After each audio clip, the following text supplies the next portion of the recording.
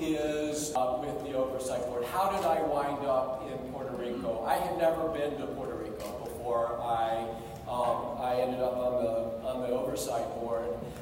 I'm a scholar. I'm a law professor. I've been a law professor for 29 years. I focus on bankruptcy, corporate law, financial distress. I love teaching, I love writing. I never in a million years imagined that I would be involved in an actual decision-making process related to these issues. So how did I get involved? Or how did I become interested in and involved in Puerto Rico? The way I became involved is I started hearing about the financial distress in Puerto Rico 5 years ago.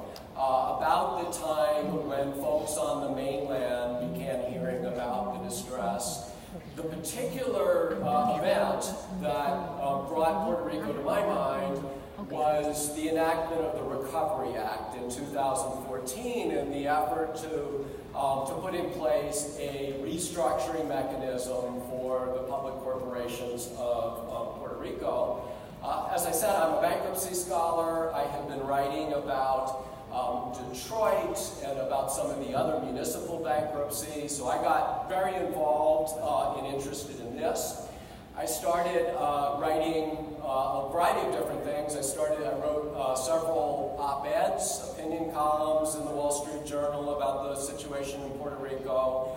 I wrote an amicus brief in the Recovery Act case in the Supreme Court on the wrong side, as it turned out.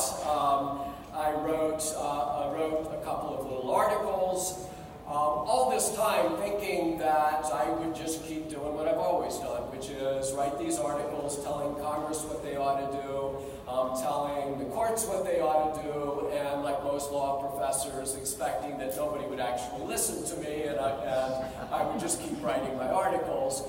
But then when PROMESA passed in June of 2016,